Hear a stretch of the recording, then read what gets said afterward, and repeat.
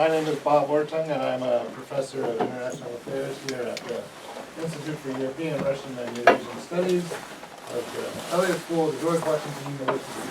So we're all very happy to have you here today.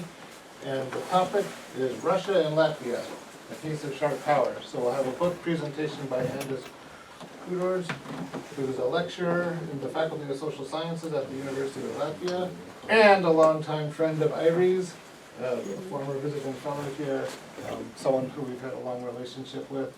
So he'll give a short presentation of his book and some of the key ideas there, and then we'll have a couple of discussants to follow up. So Andrea Kendall-Taylor, who's a senior fellow and director of the Transatlantic Security Program at the Center for New American Security, will go next, and then Chris Walker, Vice President for Studies and Analysis at the National Endowment for Democracy. So let's get started. So you'll talk for about 20 minutes, you'll have about 10 or 15 minutes, and then we'll have plenty of time for discussion.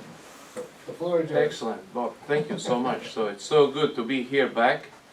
It took time to be here visiting scholar and to write this book. So unfortunately, there is only one copy here because I ordered from Routledge several copies also to bring here, but they postponed the time of deliverance at least twice. So I turned to my professor from University of Latvia, Toms Rostoks, to whom I gave this book before during the book opening event in Latvia at University of Latvia. So there is my autographist. That means I will not able to give this book anyone. He said I need it back. I need it back. So, but he helped me out. So I'm sorry also for price for this book. I just don't know why, but Routledge decided to put this price 130 British pounds per piece. I wonder, maybe it's because it's good, or it's just opposite. You get what you pay for. Yeah, or it's opposite. They just calculated there will be just a few experts who will buy it. That means they have to have all money they can get because of just a few will buy. So maybe I will know it, maybe not. So, but yeah, it took 1 year to write it, and so I'd like to express my gratitude to my maybe I can say colleagues or former colleagues from Institute and Bob.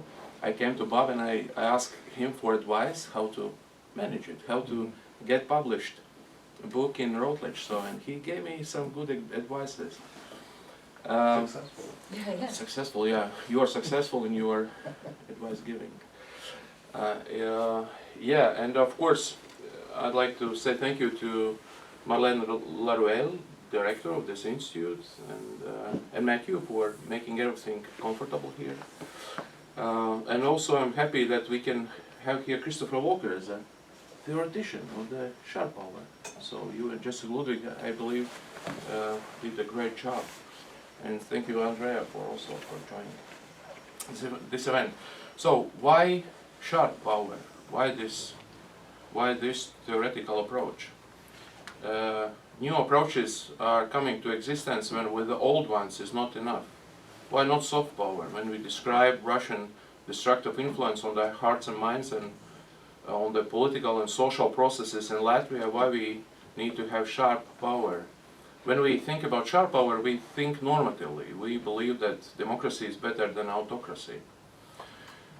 I remember in year 2007, 2008, when we, me and my colleagues from Center for East European Policy Studies, think tank which is based in Latvia, when we tried to explain how dangerous is Russian Compatriot policy and Russian media presence, huge media presence in Latvia, when we used soft power approach, that we used to have comments from audience, and usually experts said, what is soft here? Is disinformation soft? Is bribery soft? Or that kind of things are not soft. And we remember from soft power, we understand it, according to Joseph Nye, it's power which is based on attractiveness. You can instrumentalize attractiveness by using public diplomacy, cultural exchange, work with opinion leaders, scholarship programs like media broadcasting and other tools, which are just normal tools of public diplomacy. unfortunately, no, not unfortunately, but we can see that authoritarian countries are not able to use soft power as we understand it, because this destructive nature of politics, domestic politics, in autocracies, those go beyond borders. Lies go beyond borders. If you have to lie to your country audience, like within country, that your leader, like authoritarian leader, is the best one you can have, like Vladimir Putin, for example, you have to lie, because I believe there are others who are better than he is. So Boris Nemtsov was excellent leader, charismatic, like democratic thinker, and but he was killed. Why? Because he was better than Putin, the same as Alexei Navalny. And as you know from Christopher Walker and Jessica Ludwig's writings, that one of the main features of sharp power is asymmetry. That means Chinese and Russians, I mean officials, are coming to democratically open countries like Latvia is, and they are saying, you have freedom of speech, let us speak. And what is the narratives they are spreading out in Latvia? Those are pro-authoritarianism, they are pro-Putin, they are anti-Western, anti-NATO, anti-EU, anti-democracy, and all that a bunch of anti-messages they are spreading out, and they are undermine political process and democracy and social integration process in Latvia, which is important for us. I mean, we call this integration process between Russians and Latvians as ethnic integration process. At least we call it like in this name. And as you know, probably we have in Latvia 25% of Russians, and plus several percent of so-called Russian speakers. Who are Russian speakers? Those are Belarusians and Ukrainians who came to Latvia during Soviet occupation period. They came illegally because that was like occupied country. And we had natural percentage of Russians in Latvia before Soviet occupation. There was census in 1935, and there was approximately 10% of Russians because of proximity of states, of course. We have our Russians, I mean, since centuries. But Moscow made it like special policy to Sovietize Latvia, and unfortunately Latvia is more vulnerable right now than Estonia and Lithuania because of those Soviet policies. Communists in Moscow are afraid that if something is changing in Latvia, it will influence Estonia and Lithuania, just because of geography. I mean, we are in the middle. And in Riga we had, during Cold War, during Soviet occupation time, we had Soviet military district headquarters in Riga. So, as you probably know, like young Latvians, when they be as a part of Soviet army as a conscripts, they served these 2 years in other Soviet republics, like in Central Asia or in South Caucasus, because communists in Moscow are afraid that if Latvians will be together with weapons in their arms, they can do something. That's why we had Soviet soldiers from different Soviet republics, and our young Latvians were in other Soviet republics.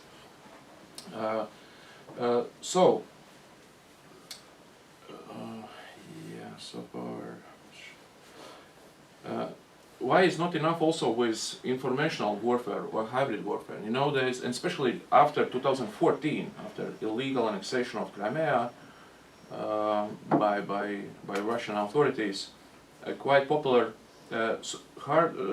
hybrid warfare became quite popular notion and theoretical approach to study everything in this destructive foreign policy toward neighboring countries, what Russia did. And I like this NATO definition of hybrid warfare. That means this word hybrid means there are two. There's this conventional military elements or methods, and there is unconventional, everything we can call asymmetrical, like some kind of guerrilla warfare, some proxy war elements, and exploitation of any vulnerability of target country. You can put in this hybrid not conventional warfare on this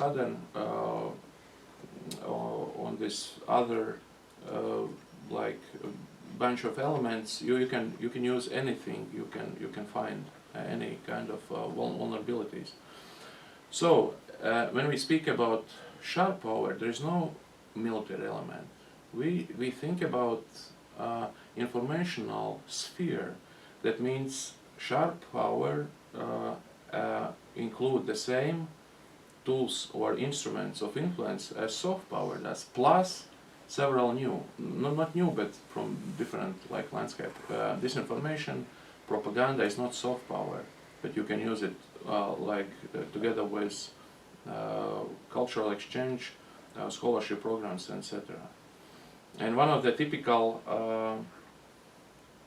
sharp power tool Russia is using against Latvia is spreading of conspiracy theories, because if someone is ruling behind scenes, that means you as an individual, you are not important, you cannot change anything. That means do not go together with others and not establish any NGO, or don't be active in politics, because there is someone behind scenes who is controlling everything, some reptilians or some other those ideas we can get from Russian TV channels, especially in REN-TV. It's really crazy. There is something between UFOs and reptilians and other American bad influence which is happening behind scenes. So yeah, the main two tools of Russia which are the most effective against Latvia is Compatriot policy and media influence. When we look to the Russian media landscape and those TV channels who were quite popular in Latvia, those are not media, those are not TV channels, those are like instruments of conventional warfare. In 2011, I remember, among 10 most popular TV channels in Latvia, 4 of them were Kremlin-controlled, with Kremlin-controlled narratives. 4 out of 10. Among so-called Russian speakers, maybe 9 of TV channels were Kremlin-controlled. And at the end of the day, those Russian speakers are like part of electorate of Latvia. They are voting for political parties who are pro-Moscow minded. And this is how they get some attention. And if 2 informational spheres are overlapping, that wins the most efficient, most well-financed media. And if we compare RT Russia or Russia TV channel, we call in Latvia we had it like as a Russia Planeta or something like that. They had amount budget bigger than all Latvian TV channels combined together. Imagine, this is asymmetry in this sense too. One is they are demanding the free space for the propaganda and disinformation in our countries, because Latvia is open country in media sense, in media sphere. Look to the Reporters Without Borders rank. Latvia is somewhere 24th, I didn't check this year. At least someone in the most free 30 countries. Estonia, I remember the highest position was 11, so it's really good. It's really, and Russia is somewhere 157 out of 180. So it's together with other like Central Asia countries and other autocracies and totalitarian states. So this semi-closed country is coming with media to open country, are demanding, you have democracy. Just let us to do what we want. And so this is asymmetry in one sense. Another element of asymmetry is that our TV channels, also those which were in Russian language, they were not able to compete with well-funded Russian TV channels, which were attractive. And they didn't focus, most of those TV channels didn't focus on the news. They just, between humor show and some Syria, they are broadcasting some news, and there was no choice for so-called Russian speakers in Latvia during many years. Let's imagine some, let's say, worker from some factory, Nikolai, he is coming out after work to home and just watching some news in Russian language, which are like receiving by cable TV or some different ways. And he is watching RT Russia TV channel. He is getting the same explanation of nowadays events, the same as in other 5 big TV channels which are broadcasting from Russia and freely accessible in Latvia. So there is no alternative thought from him or for her. It's just they are switching from one channel to other channels and they are having the same explanation, and this synchronously manner of explanation of all events and all persons is it's possible only in autocracy. It's some kind of advantage for autocracies.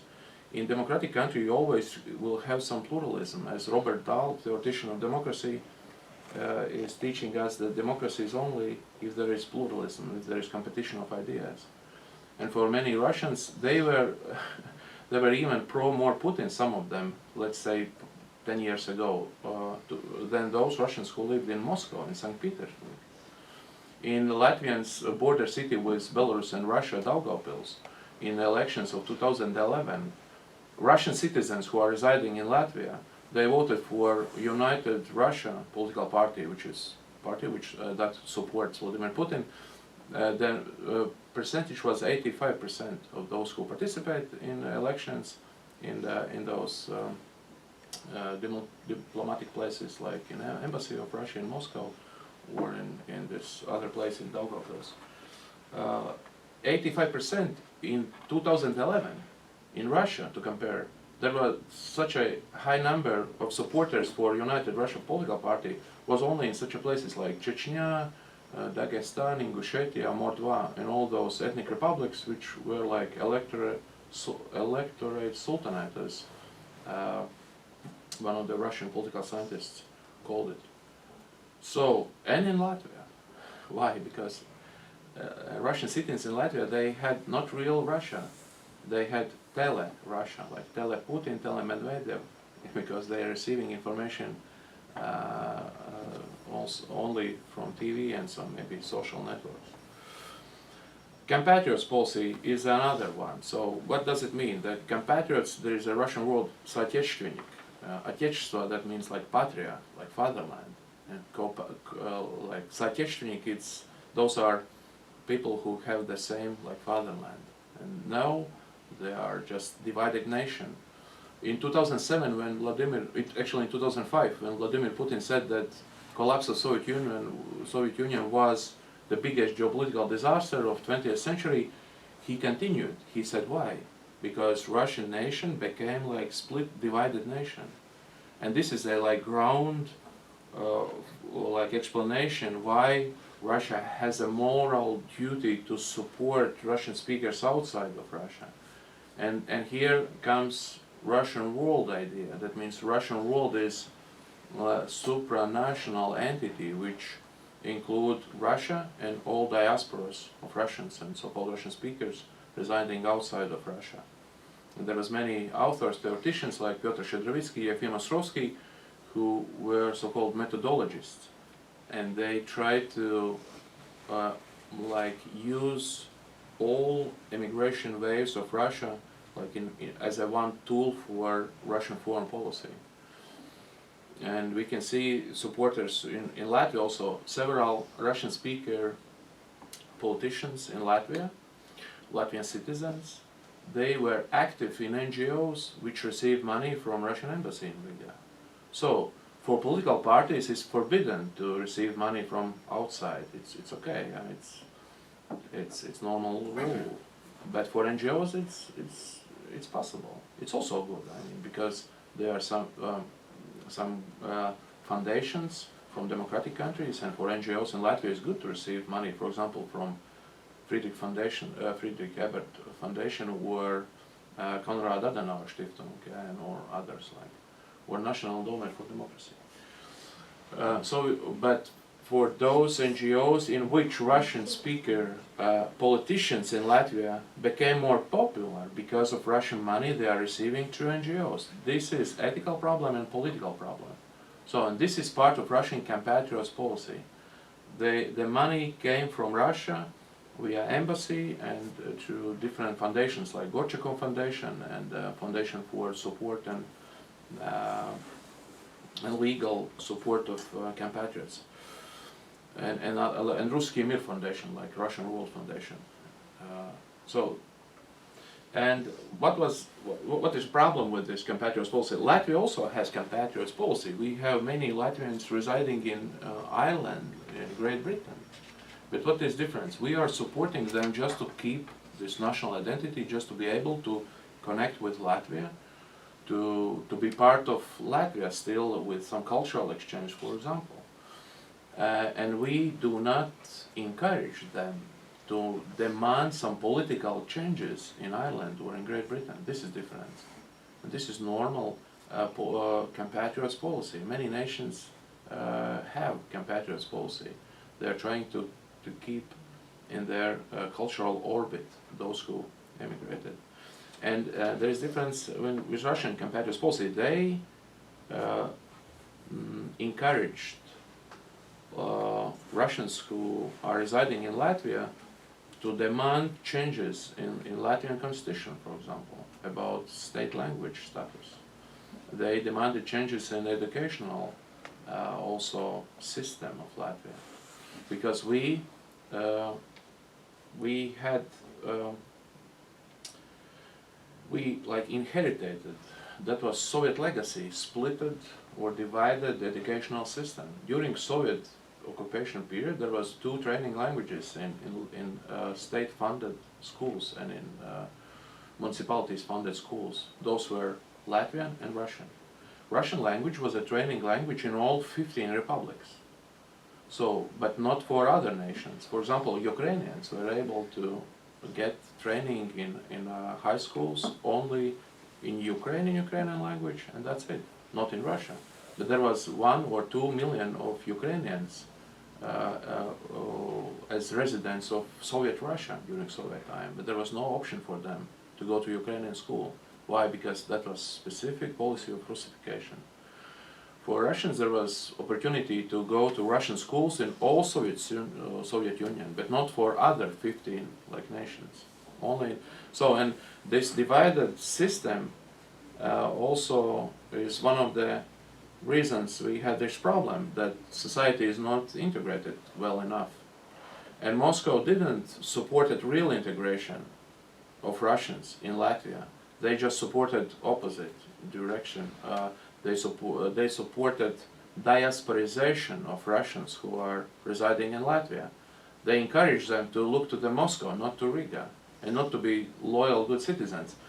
But I have to add that Russians in Latvia is not homogeneous group, so I would split it like maybe relatively in 3 groups. One is loyal citizens of Latvia. They are happy to be Europeans, they are happy to be citizens of country which is member of NATO, which is democracy. So I would say this is one group. So Kremlin is not able to influence them anymore.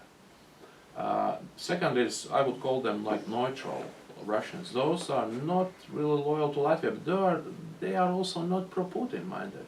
They are dealing with like daily life. They're working in private companies, and they do not care much about politics at all. And the third is so-called Russian compatriots, those who consider themselves to be Russian compatriots in political sense. They are supporters of Moscow. They are voting for parties who are openly supporting Vladimir Putin, and so they are already pro-Moscow minded. The real fight in Russian sharp power is for this so-called neutral group, because they want to have them as a loyal to Moscow, not to Latvia. Other 2 groups is like not in concern anymore. So, probably to conclude, Russia's soft power has for many years been like activity to marketing campaign aimed at selling a poor quality product. If you call Georgians Orthodox brothers in the morning and kill them in the evening, it does not like smart approach or soft power. If yesterday the Ukrainians were brotherly nation of the Russians. But today they must die early in the morning from the missile strike because they suddenly turned into fascists overnight. Then the results of the initiatives of soft power have been eliminated. Latvia, along with Estonia and Lithuania, have become frontline states which have been the first to receive blows from Russian sharp power for many years.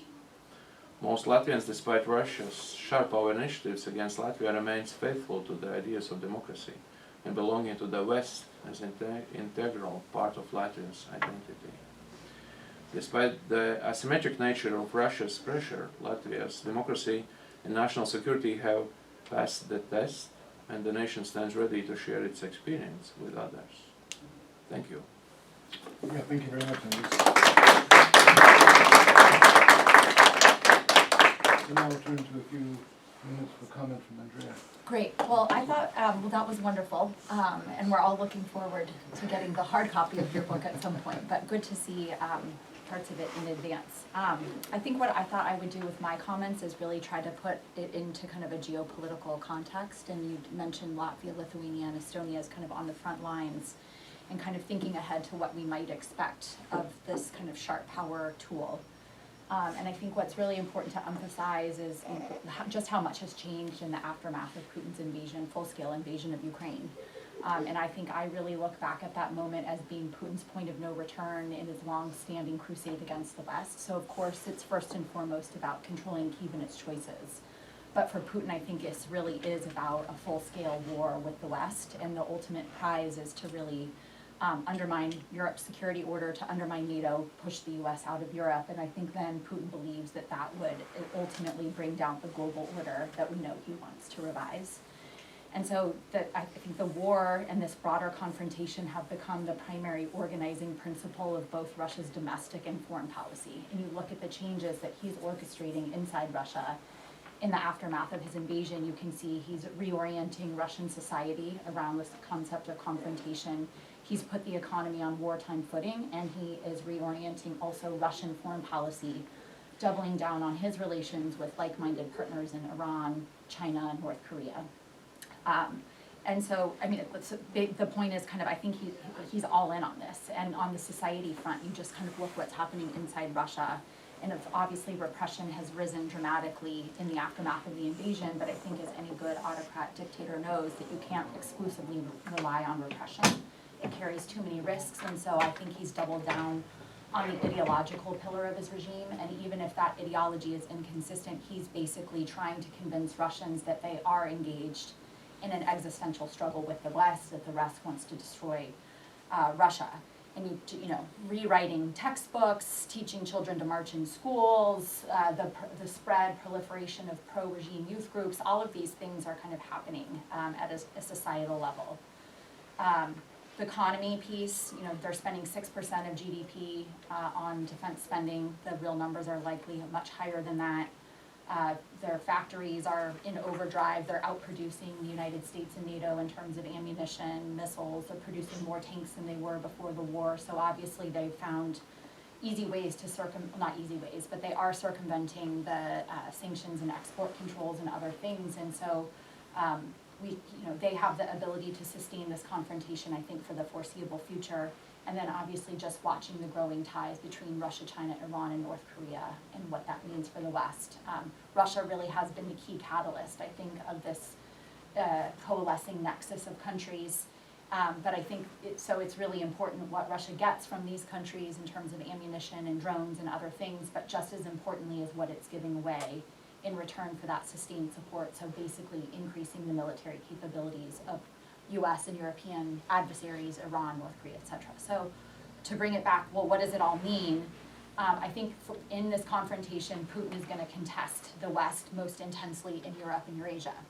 And you can already see, you know, in countries where Russian influence has been diminished, Moldova and Armenia in particular, the likelihood that Russia could look to destabilize those countries, obviously using sharp power, potentially moving to more conventional sources at some point.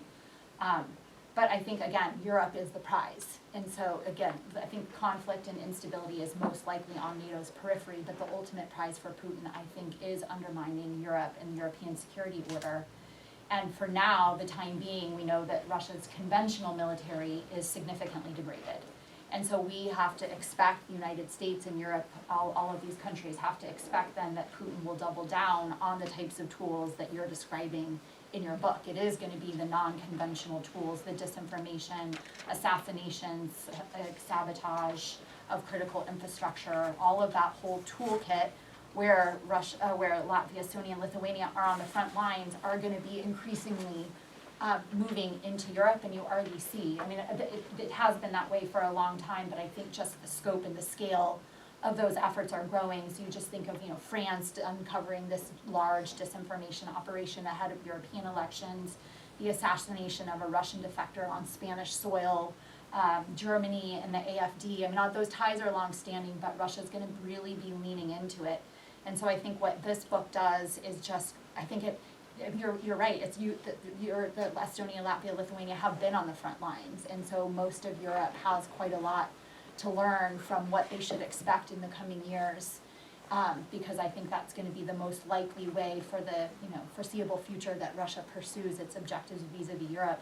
We can talk about the risk of a more conventional attack on NATO at some point, because that Russia will be rebuilding its military. And we hear from heads of, including in the Baltics, a timeline of 2 to 5 years that could be possible. But anyway, I'll just wrap up by, I just want to really, I think the book is so important because quite so much has changed since the invasion, and these are the types of tools and tactics that Putin is going to be doubling down on, with greater and greater acceptance for risk. I mean, that's the other thing that we've learned.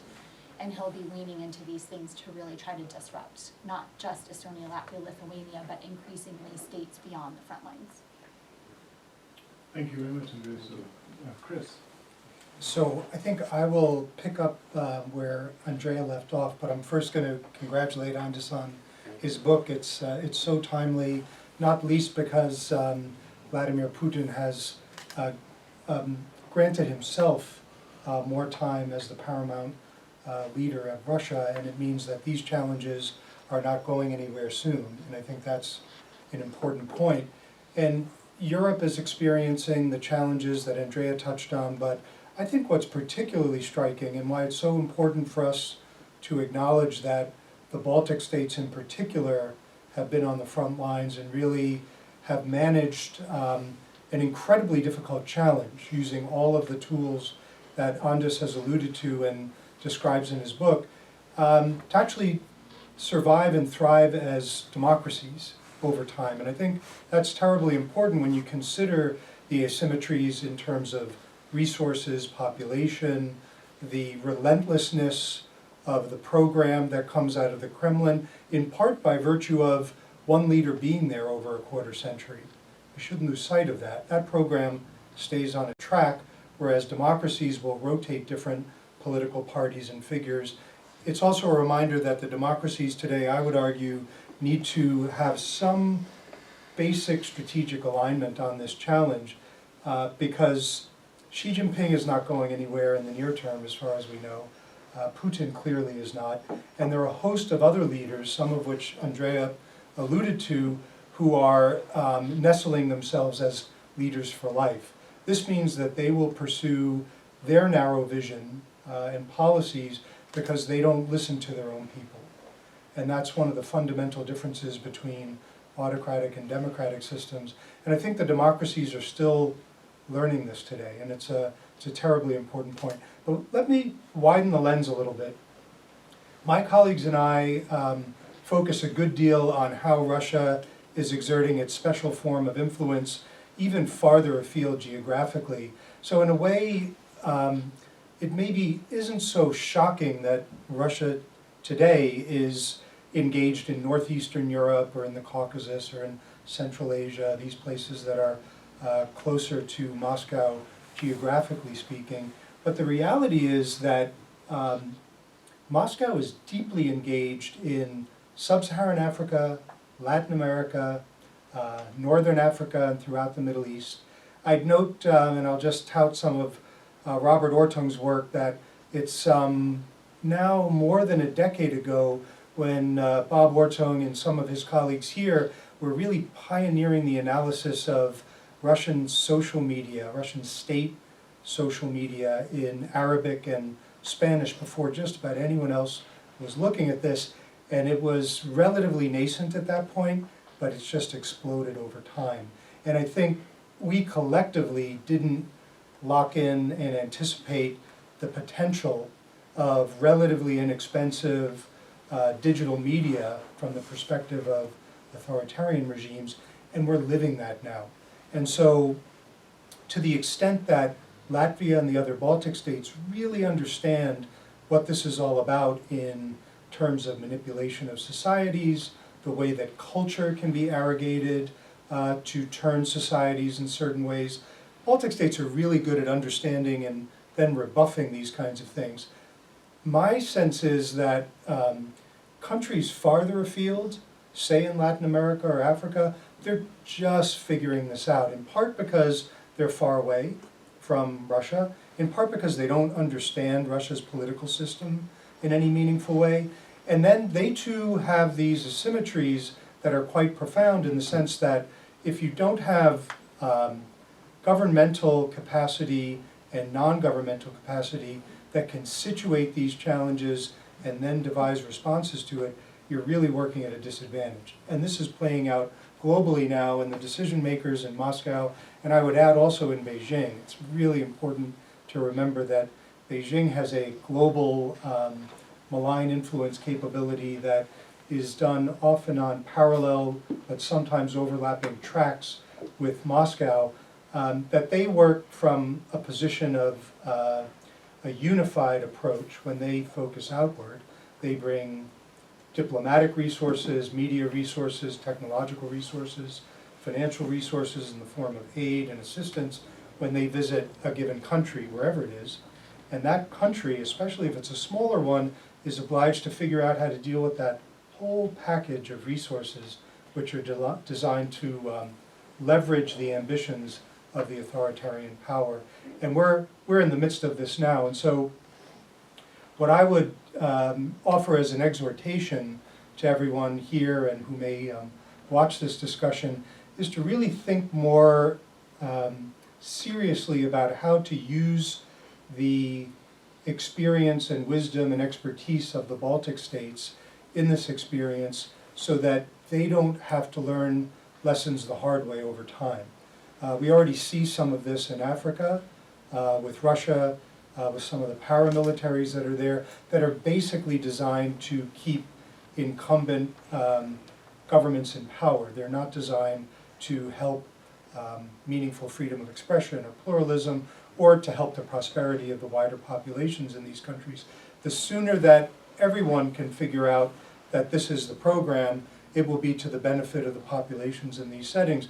And so I would encourage, to the extent possible, using the good expertise of people like Andis, leveraging his book, leveraging other great people and organizations in the Baltic states to a more positive end beyond the geographic space that's just around Russia, because the needs are there and it's not going away in the near term. So I'm going to leave it there for now and look forward to the discussion. Okay, so let me now open the floor for questions. And so please identify yourself and fire away. Sure. Abigail Skalka from the NED. So one of the things we talked about a decent amount in this discussion, and then I think people discuss openly a lot when we talk about the Baltics, is the Baltics are right on Russia. We all should have been listening to them for longer. We talk about this wisdom. And yet, you know, the book it's several hundred pages and there's things still going on. Do you think there's something that people are missing, people in the leadership in Latvia or citizenry, or people when we talk about what's going on in the Baltics are missing about kind of the insidious nature of the threat? I believe in Latvia, many politicians became more serious about Russian threat after 2014, and the same happened also in larger society. even in Latvia, which is like border country with Russia, there was like different views how to deal with Russia. Unfortunately, we lost time because we allowed Russian propagandists and disinformations to freely work in Latvia, partly because of our Western colleagues in Brussels and in other capital cities told us to do that, because there was always dilemma what we can do, for example, can or cannot to shut down RTRC TV channel in Latvia.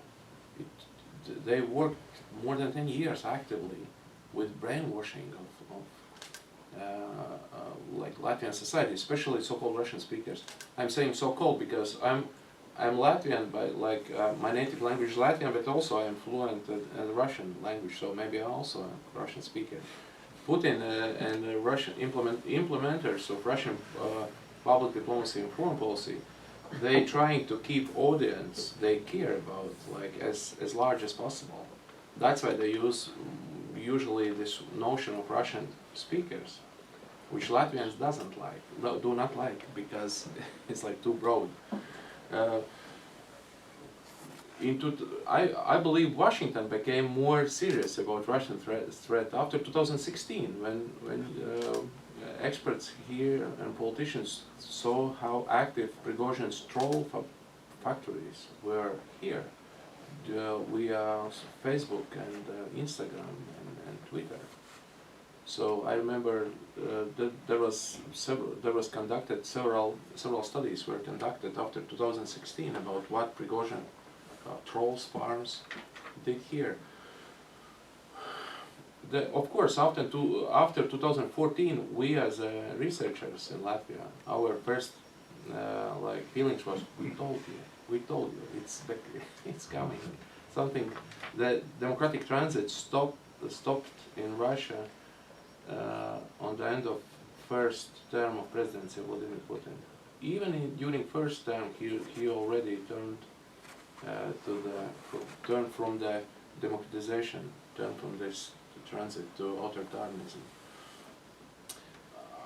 I think knowledge is there. Latvian politicians became more brave during war, big scale of war, which started in February of 2022. War started in 2014, and the big scale conventional aggression started in February 2022. And after that, Latvian politicians became brave to shut down the main disinformation channels of Russia only in 2022. Because before that, if we were more positive to do it in 2015, 2016, we would get harsh criticism from Brussels and from other democratic countries, just because they were ignorant about how dangerous Russian sharp power was. So there is a little bit feeling of bitterness of that. Yeah, Latvians wanted to be good Europeans and good in democracy. We wanted to be good Europeans, just to show that yes, we are for open society, but unfortunately sharp power users are just cynical users. They are using open space.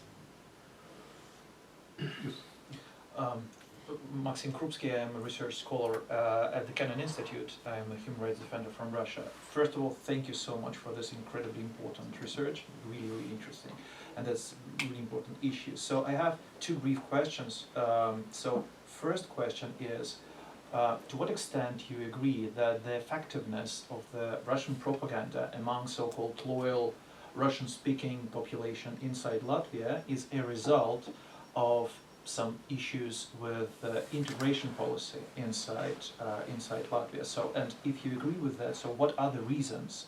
So why so much people, so-called again Russian-speaking peoples, Russian-speaking population inside Latvia, are pro-Kremlin or pro-Putin's or and so aggressive towards Latvian politics and European Union and so-called collective West. And the second question is the real issue, as you mentioned, about the exploitation of the openness of democratic countries. and the freedom of speech. So how do you think, how can we distinguish the so-called fair NGOs from propagandists, and how to develop the legal tools to protect democracy on the one hand, but not to suppress NGOs like Putin does inside Russia. Like, as we all know, like, for example, non-governmental organizations labeled as foreign agents, and NET also labeled as undesirable organizations, and so on and so forth. So how to find this balance? Yeah. Yeah, great question. So I will start with second one. Yeah, it's not so easy to find it. One of the way how to look at this is if there would be financial support from Estonia or Sweden or Denmark to NGOs in Latvia. Why not? Why? Because those are countries from our club. I mean, European Union, and Sweden also will be like NATO country, already is. Yeah, so it's European Union and NATO. This is one of the line we are looking. If I am not afraid from Estonian or Swedish soft power. If it comes from authoritarian country, this is line for me. So this is idea of sharp power. Authoritarian and totalitarian countries are not able to implement soft power as we understand it, which is based on attractiveness of culture, the legitimacy of foreign policy, and attractiveness of values. They are not able.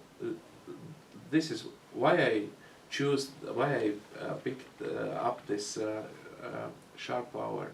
I saw it when Christopher Walker came up with this. I was so happy. My feeling was a little bit late. We needed it in 2008, 2009, after just this turning point of Russian foreign policy.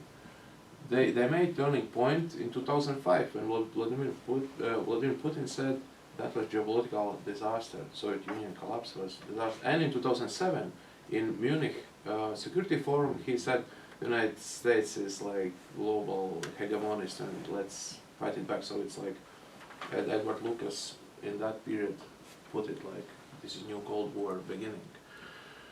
So it's not so easy to find. For me, the line is money and influence from democratic country or from authoritarian one.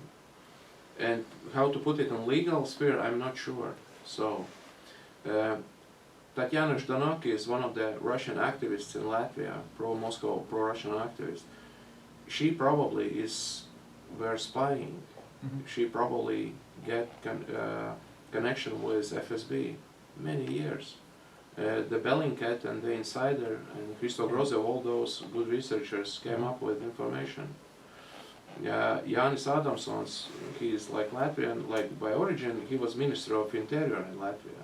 He was spying for FSB.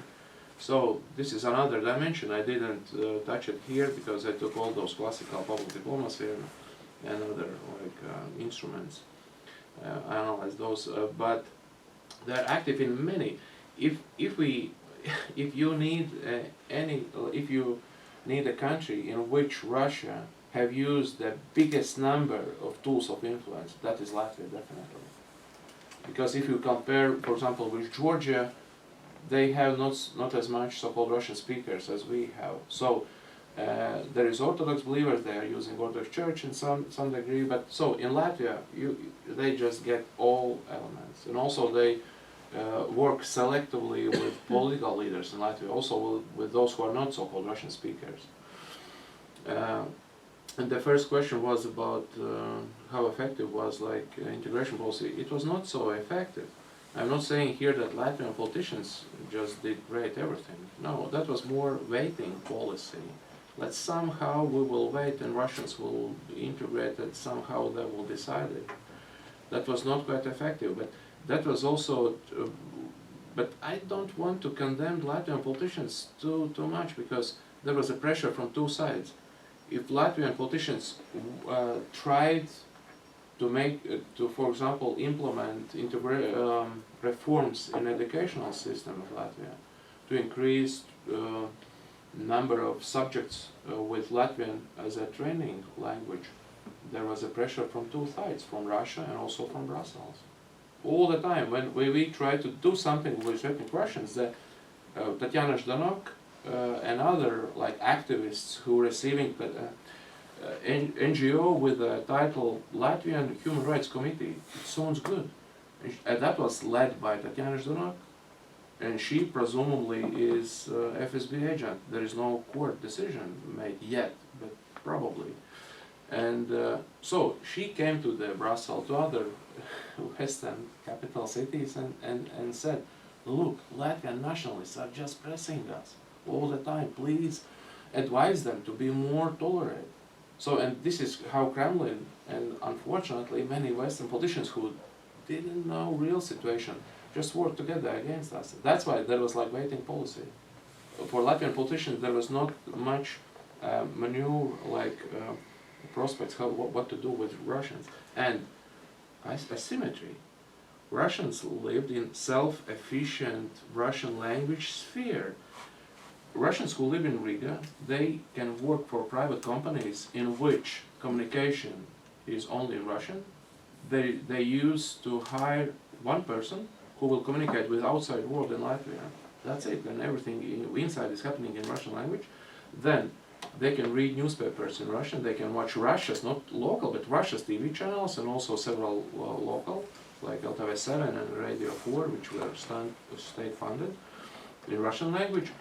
But those local, like LTV 7, they were not able to compete with RT Russia, with Russian pop stars, with those humor shows. It's once again asymmetry.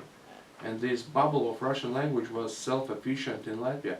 And even for those Latvian politicians who tried to communicate with them, that was not so easy. For example, if Latvian politician is giving interview in Latvian language, and local Russian language newspapers are translating it, they are making spin doctrine, they are changing messages. Even within Latvia, Latvian politicians were not able to reach part of Russian language speakers. So I'm not saying Latvians were good enough in this integration policy. I'm saying not, they were not good enough. But still, that was really challenging area to do something with pressure from both sides against that. Thank you so much. Oh, good afternoon, sorry. Just to go off of that, my name is Lydia Miller. I'm a junior at the Elliott School. I'm also the president of the Ukrainian American Student Association. I'm Ukrainian, but Russian is my first language. I studied abroad in Riga this summer, and everything you said, like, it's exactly how it was. Like, my host, grandma, she was telling me how, well, she was from Russia originally, but in Latvia she was saying how they've been oppressing her in a way that they're not letting her speak Russian. And even when she moved to Latvia, there were a lot, like the kindergarten system, you could either go to the Latvian or to the Russians, and if you put your Russian kid into the Latvian system, like they're going to be bullied, and it's same thing the other way. So and especially now with the new policy where if you're, I think, over the age of 60, or like there's like an age limit, you have to show proficiency in Latvian. So I was wondering, what do you think the future is going to be when you have this mostly aging population in Latvia that are Russian speakers that are now going to be forced to take a language exam in order to stay in Latvia? Yeah, we speak about Russian citizens who have to learn Latvian language. Those who are Latvian citizens who are Russian speakers, for them it's like no risk. They are Latvian citizens, even some of them without knowledge of Latvian language. But those who are Russian citizens, I mean, they have to be, now this is a new like approach, they have to learn Latvian language.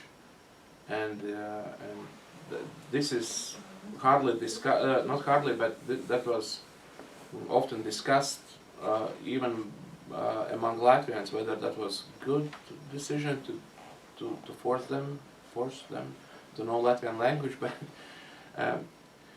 who is beneficiary of this self-efficiency of Russian language in Latvia? It's Kremlin. I mean, we are not speaking just about tool of communication when we speak about Russian language in Latvia. This is tool of political communication.